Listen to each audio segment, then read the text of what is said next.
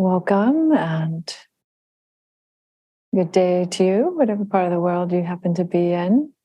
It is really nice to see all of your faces here. And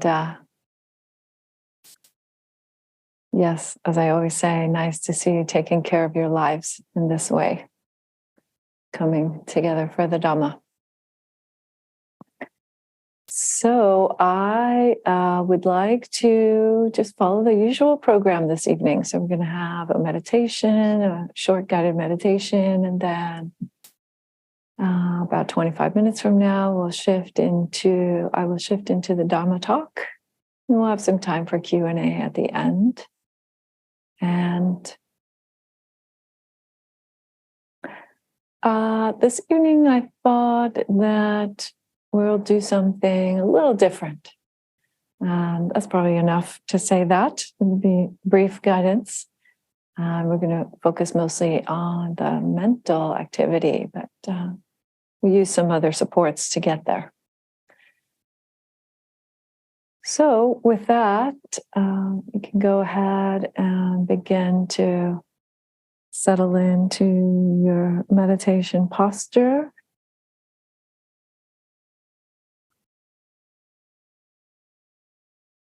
It can be very helpful to the mind to have some sort of a little routine, something that you generally do.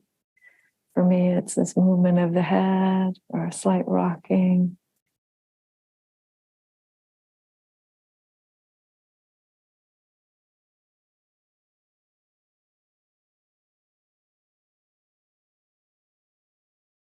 And beginning to sense the natural stability of the body on your seat.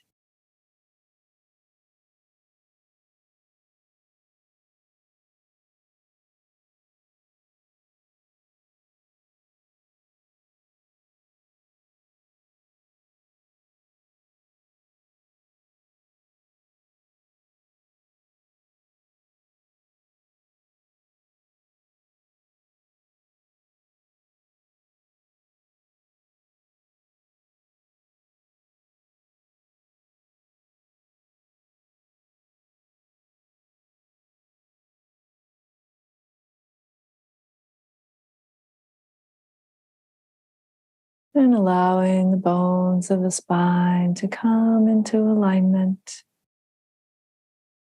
Perhaps feeling the lightness of the body.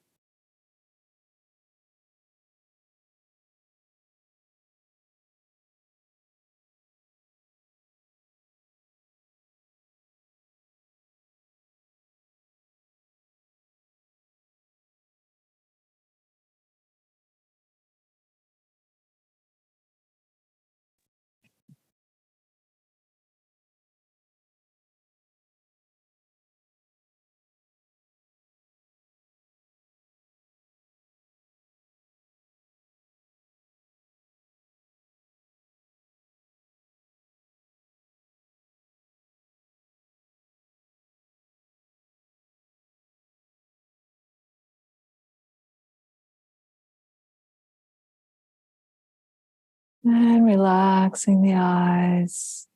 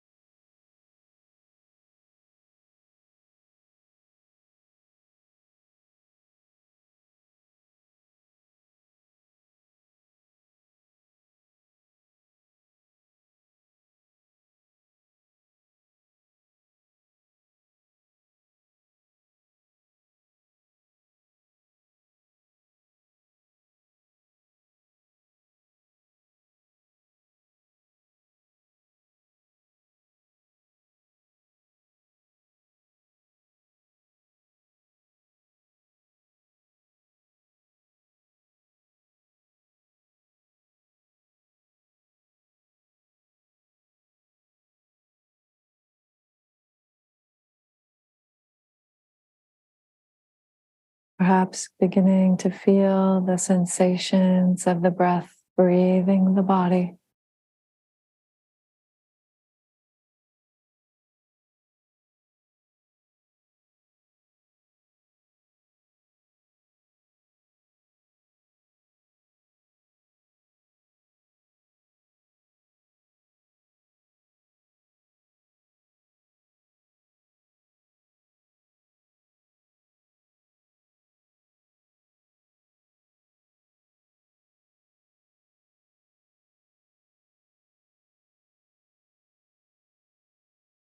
And turning the attention to the breath. Turning toward those sensations. Just resting the mind on the sensations of the breath.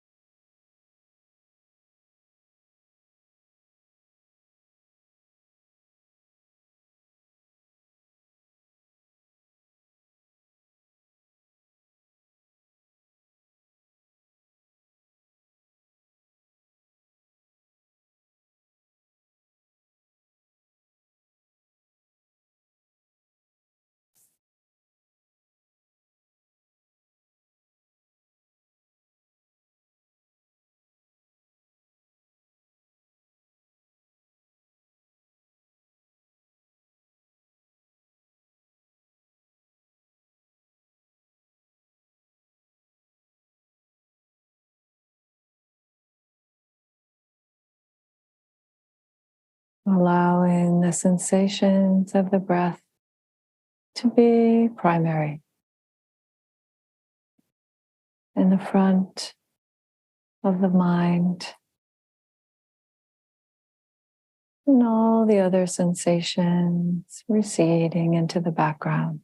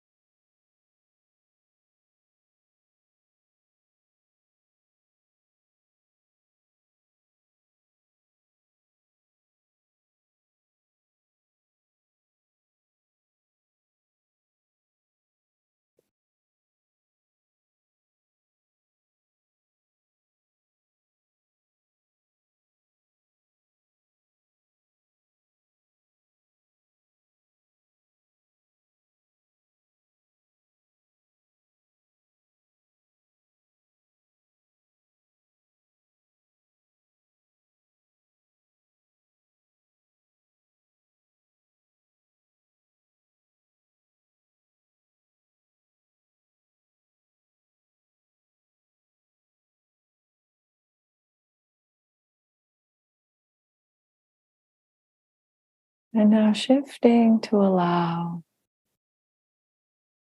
sensations of the breath to recede into the background and the mental activity to be in front.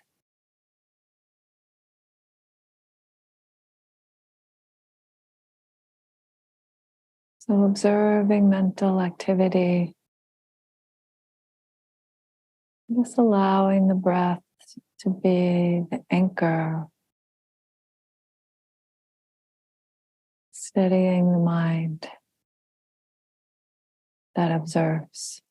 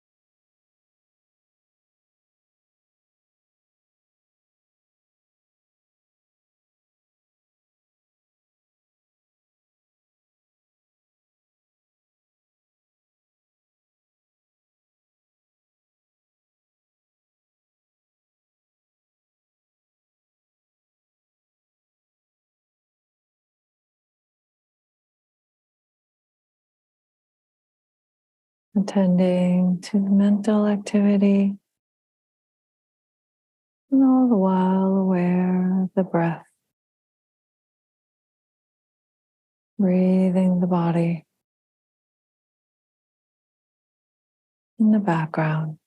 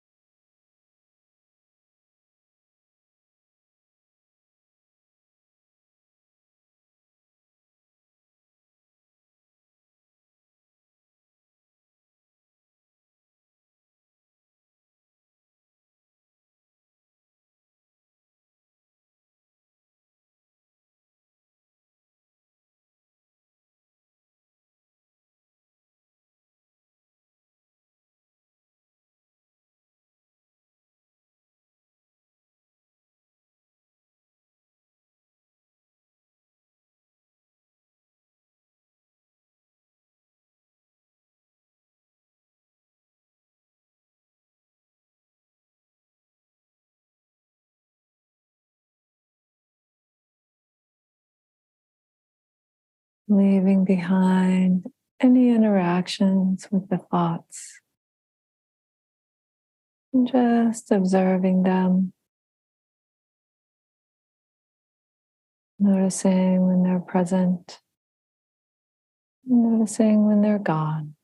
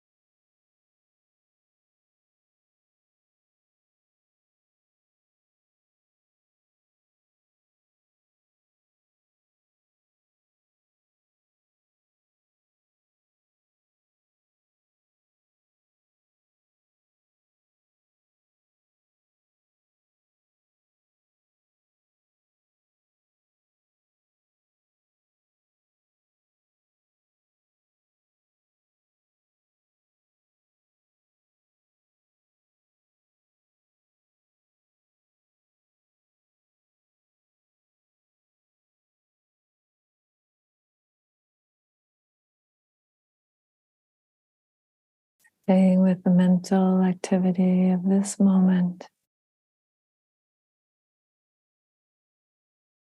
Steadying the mind with the breath.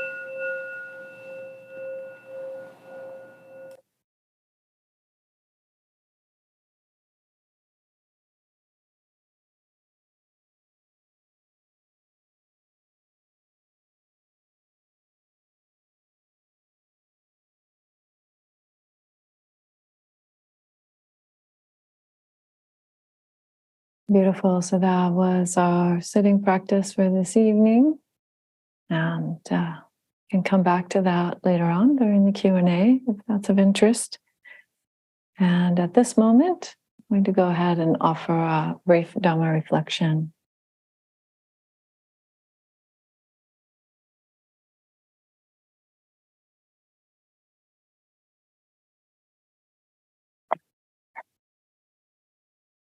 Namo tassa bhagavato arahato samma sambuddhassa.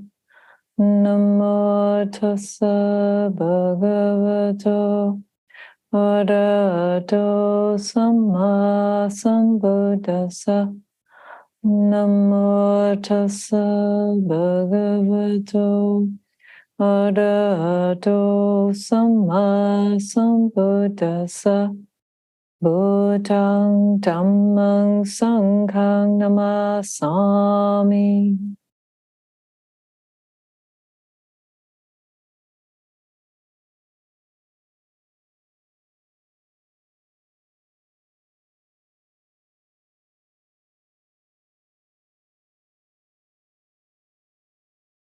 I'm just recently back from a trip to Mexico, visiting with some Sangha friends down there. And the last evening before my flight back, we had an event with the kids. We had family night at the Sangha there in Jalapa, Mexico, which is in the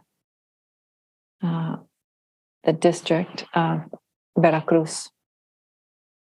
And we had a good time. We had a really, really fun time, a little bit of some different kinds of walking meditation and a brief sit. And then I told a story about a long time ago. And I thought, I would like to share that story with you all. Some of you have heard it, but I told it from a little different perspective this time. So the story is about the fish and me. The fish and the reason to tell the story is because it relates to these beautiful practices called the Brahma viharas. And that's usually translated as the heavenly dwellings or the divine abodes. And so they are these very bright and spacious and clear qualities of mind that can be cultivated in different ways. And particularly the one I want to speak about tonight is the Brahma viharas in action, you could say. So let's see if we can go there.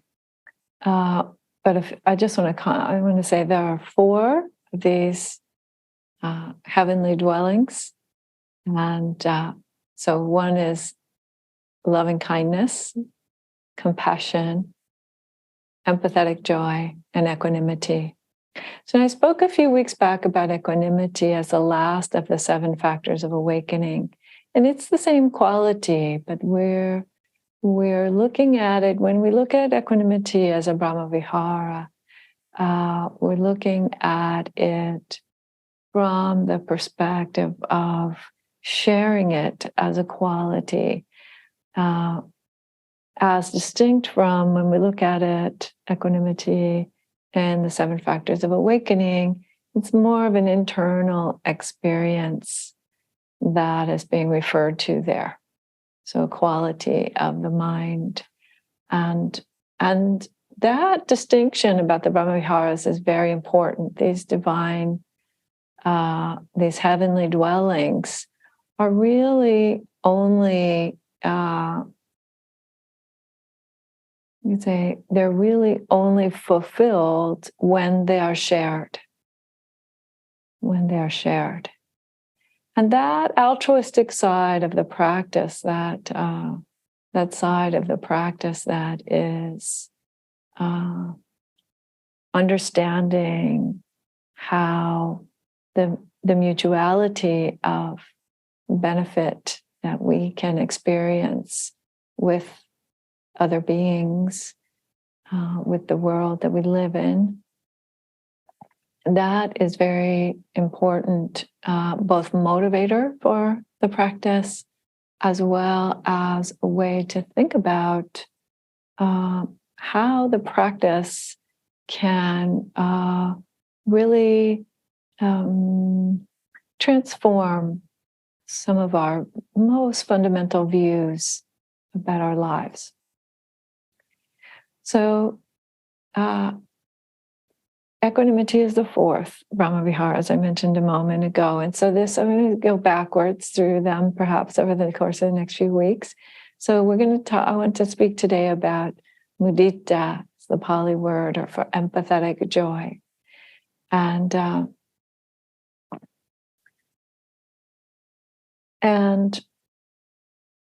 well, let's see, hopefully I will remember to come back to some of the interrelationships among the 4. But I want to tell you this story about the fish, because this is kind of an uplifting story. And the uplifting part of Buddhism is a very important part. I think there's no doubt that in Buddhism, we often start with the recognition that people are hurting. We're hurting in some way. Everyone is dealing with some sort of difficulty in their lives. And yet it's very clear that it doesn't just stop there. the beauty of the practice, the beauty of our lives as instruments for these qualities of these wholesome, uplifted, bright, altruistic qualities. That is also the beauty of that, and the power of that is also something that is key to the practice. So the example that I want to give is from a time when I was living at a monastery out in California. And it happened, as I recall, on New Year's Day. So now it's New Year's Day in Central California, somewhere outside of Monterey. So that means there's no snow. It's not, windy and icy. It's not like that. So it's nice enough to go for a little bit of a walk. And I thought, okay, great. I'm going to go for a walk over to the creek. So I was living in Tassajara Zen Mountain Monastery, roughly a 2-hour drive up and down the mountain to the nearest gas station, let alone another hour or so into town. So it's pretty remote out there. And going for a walk to the creek was probably the most exciting thing that's going to happen on New Year's Day. So I put on my walking shoes and went out there to Tassajara Creek. So Tassajara is named after this creek that runs through the Ventana Wilderness, which is the name of that area, very abutting right up next to Big Sur. And it's a beautiful forest land in Central California. And so I went down so Tassajara Monastery is basically down in the valley there, nestled up against the creek.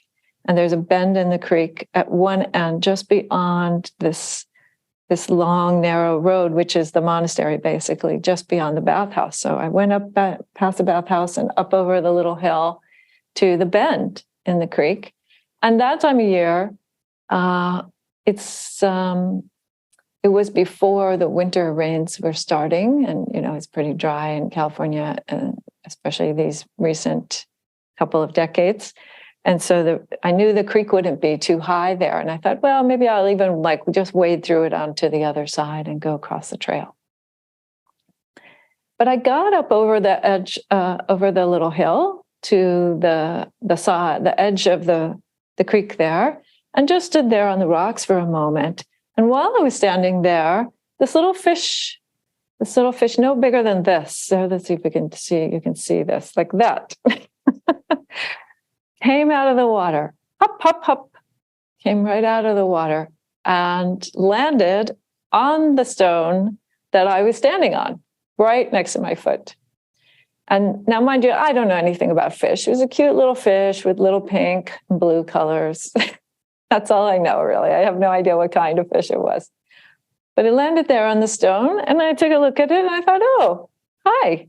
And, I was standing there, I was enjoying the sun, I was listening to the sound of the water. And it took me a moment before I looked down again, and I realized, oh, the little fish is still there on the rock, still there next to my foot. And it hasn't gotten back into the creek yet. It hasn't hop right on along. And so I was looking at the fish, and I started to notice, his little mouth open, and fish starting to struggle for air, right? Fish, they breathe air, but they don't breathe air out of the air. They breathe air out of the water, right? So there was the little fish, and I thought, well, I need to help. I can see that I'm going to need to help here, or at least it appears to be the case. So I reached down and I tried to pick up the little fish and just put him in. Maybe that's naive, I'm not sure. I tried to pick up the little fish, and the little fish was not having any of it. No way. The little fish squirmed and moved, and I was concerned to pinch him too hard, too hard, because then I would harm the fish anyway, and then I've, defeated the whole purpose of trying to help it get back in the water. So there I am trying to pick up the fish and not able to. So I stopped and I stood up for a second and I started to think about, like, okay, now what am I going to do? And because despite being a lot physically stronger, more intelligent, more ostensibly understanding the situation better, I am still not able to get the fish back in the water. So something's got to go, something's got to give here. So I thought about it for a moment, and I thought, well, okay, the most obvious thing is fish need water. Fish need water. So the fish needs water. Otherwise, it's going to die. And I thought, okay, well, maybe if I just splash some water on it, then that will help. So I scooped up some water and scooped up some fish and kind of scooped it all back into the creek. Whoosh! And the little fish went back into the creek. Yay! A moment of joy. A moment of a lot of joy. And the little fish swam away immediately. And it was great. And I looked around to see, if it was going to join its other friends or whatever, or I might see some more fish, but no other fish actually in the creek that I could discern. And so it was just a kind of one-off moment. And yet I felt so much joy in that moment. I mean, it was memorable. I'm telling you this story a long time later, This is maybe 15 years ago or so. And it was really a very, very joyful moment. And so I tell the story for various reasons. There are so many lessons in this one little story about the fish and me. And one of them is about harmony. One of the lessons of this particular story about the fish is learning to be in harmony with those we are trying to help. And the way to be, because there's no way to help without that, Even if, again, you might be smarter, you might understand the situation better, you might have more resources, more strength, more any number of things, money, you might have all kinds of things that you think can help you to help. But unless you're going to be able to work with and be harmonious with the beings that you're trying to help, whatever kinds of beings those are, being people or animals or fish or other kinds of beings. I leave the door open for many other kinds of beings. You need to be able to find your harmony. And in order to do that, I would suggest that you need to have some empathy for them. You can't really know exactly with precision what that being is experiencing, but you can do your best to have some empathy for what they're experiencing. And when you do that, that makes for a much more harmonious relationship and a much more helpful relationship. Yeah, I think that it's very intuitively obvious that much of the conflict we see in the world is because people don't understand each other. People don't understand where other folks are coming from, and there isn't an effort to try to empathize with that. Rather, there's a lot of fear, or there's a lot of judgment, or there's a lot of greed that gets activated, especially if the differences are new or are ones that are entrenched by certain cultural norms. So one part of the lesson is that. One part of the lesson is empathy brings a little harmony, and how harmony can bring a beautiful capacity for compassion to actually be enacted. So that's one piece of it, and maybe we'll touch on that again next week if I'm going to speak about compassion, the second Brahma Vihara. But the other lesson that I want to emphasize this evening here is also one about empathetic joy. So, there was something in the news a while back, sometime last year, about fish feel pain. Did anybody see this? I think it was last year, maybe it was a year before. And I saw this headline and I thought to myself, well, this just in, you guys, like, this is not exactly news, at least for anybody who's ever had a fish tank or gone, like, really?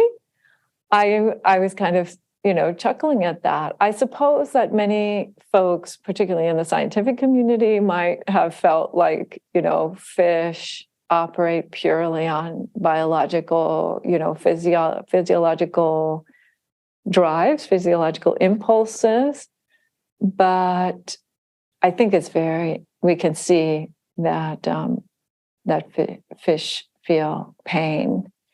And I didn't have the heart to actually look up the study and learn more about how they learned that fish feel pain, because clearly that would have been pretty nasty reading, most likely.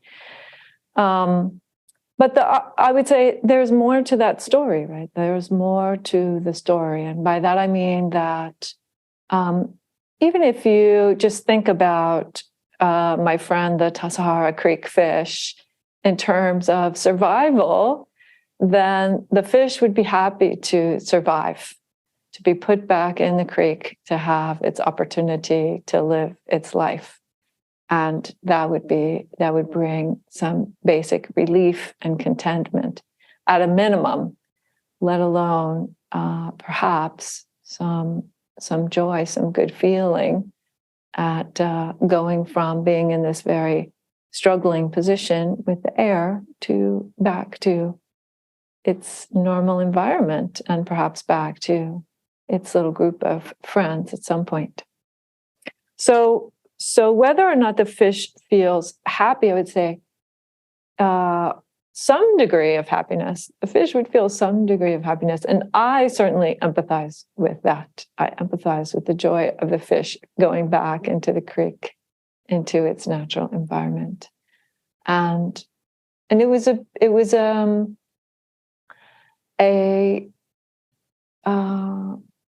surprisingly wonderful feeling at that moment. For such a small amount of effort and thought, I thought, wow, what an incredible amount of joy has come out of that moment. And so the quality of mudita, the quality of empathetic joy, is one that we can cultivate on the cushion. You can cultivate mudita on the cushion by using this radiating form that I sometimes have talked about with metta. That's the way that it's often seen in the discourses.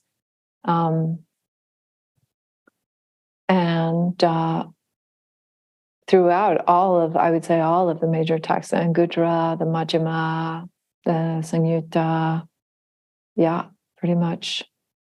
And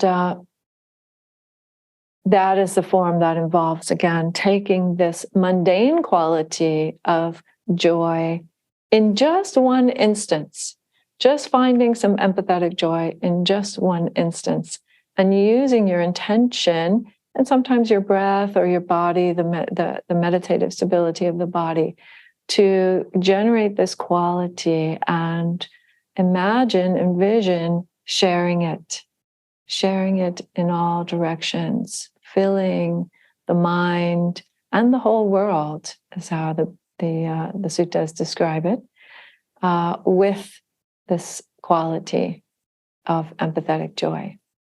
Now, as I said to the kids, we're empathizing with wholesome joys, not unwholesome joys. Don't empathize with people, dropping bombs on each other or robbing banks or doing any number of unwholesome things. That would be really an unwholesome quality in the mind, to be echoing any kind of perverse joy that comes out of that.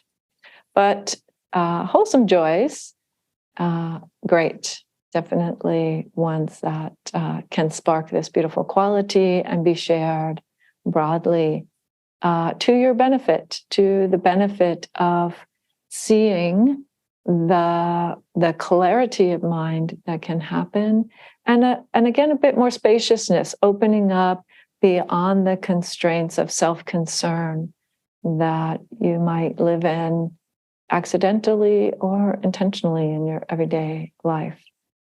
So there's that, there's a meditative form, and there's also the recitation form. So you can think about wishing people joy. May I be joyful and happy and contented. And may my loved one, whoever you would like, or group of loved ones, and then you extend out to someone or some group of people that is relatively neutral for you. That's often a hard one for people because neutral, to find folks who are neutral to you that are still known is sometimes an interesting conundrum. That said, expanding out to the neutral person or persons, and then to folks who are difficult, who find you difficult or whom you find difficult. Either one of those two directions or both is actually a good next category beyond the neutral.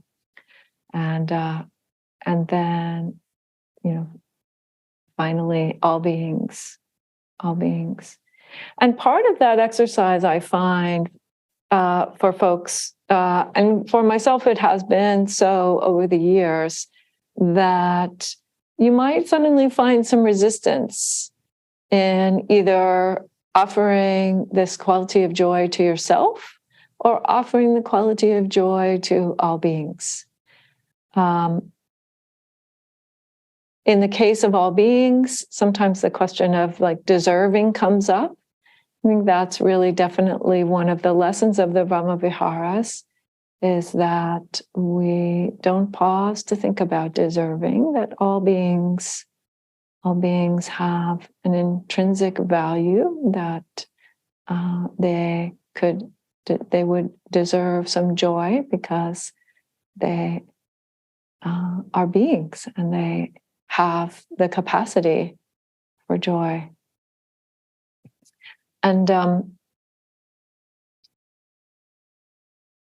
in terms of yourself, I find it quite interesting that oftentimes people who've been practicing for a while suddenly start to realize that they have a resistance to joy in their practice. It comes up and they feel like, oh, I'm just kind of wallowing in the gravy, or I'm just sort of playing around here with this pleasant stuff. It has to somehow be grueling, or it has to somehow be awe-inspiring, or it has to somehow be, spiritual. Rather than just really saying that joy in the practice is absolutely necessary and beneficial and worth just enjoying. You too, as a being, have that intrinsic value that you also deserve some joy. So if you find those points of resistance, again, to yourself, to all beings, to neutral folks, to whichever point might come up, if you're doing recitation, then that's a place to really think about. What is the intention of your practice, and staying true to that intention. If your intention doesn't extend to that place, then I would say also don't try to force it. You can just acknowledge that at some point and try to learn from it. Try to explore what is the opposition there. What is the doubt that's happening there? As always, the first response to doubt about the Dhamma, or as the early Buddhist teachings would suggest, the first response to doubt about the Dhamma is investigation. It's not powering through or bypassing or,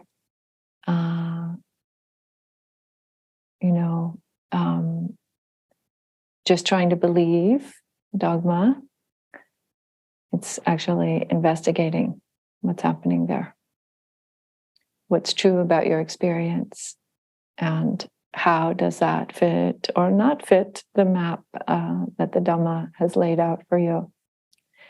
And we should know that, speaking of maps, we should, I think, all be aware that the Dhamma is a map. The Dhamma is a very clear map of the, you could say, the means for realizing reality, realizing the nature of reality, the nature of this lived experience.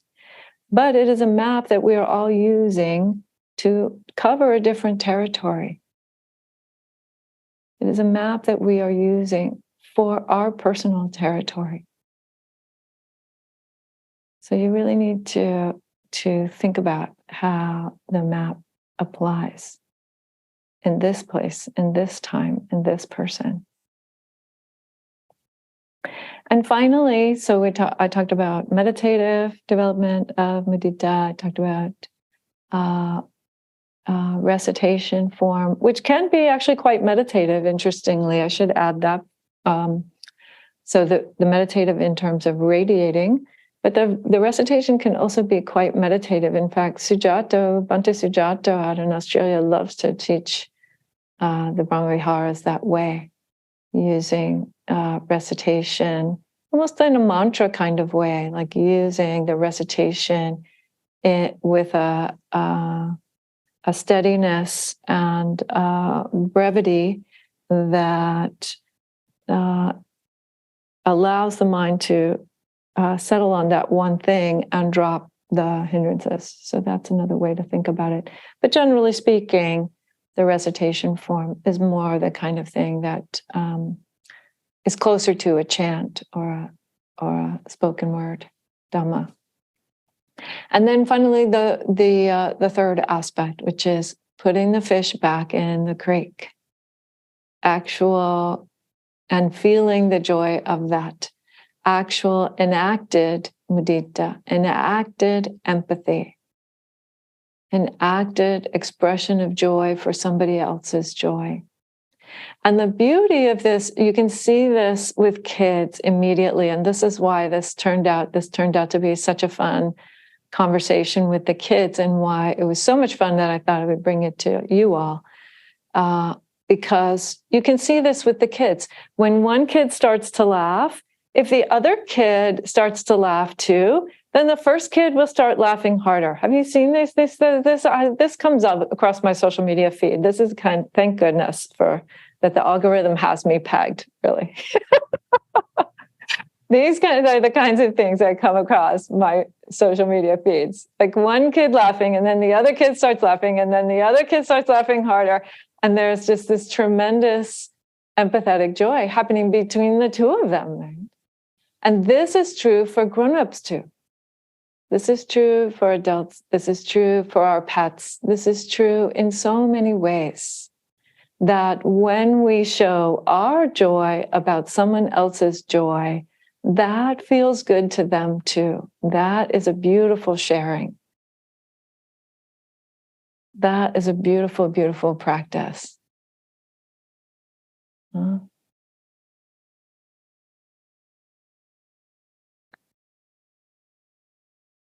So that practice of mudita, it has mudita, empathetic joy. It has such a wonderful capacity to brighten up our lives in many different ways. And really, again, these bright qualities in the mind, these wholesome qualities in the mind, are pivotal to being able to observe states that lead to insight, being able to actually have a degree of clarity in the mind that is very difficult in the absence of that. Yeah, if we think about the taints, the way the asavas are often translated as taints, or we think about even just difficult states of mind like depression, sadness, or certain kinds of anger, you realize, wow, yes, of course, the mind becomes very constrained, the mind becomes very dark in almost literal kinds of ways. It's hard. It's harder to see with clarity. So I wish you all tremendous practice of empathetic joy, and please put the fish back in the creek when the fish comes out in your life, and know that that your empathy will bring you so many benefits that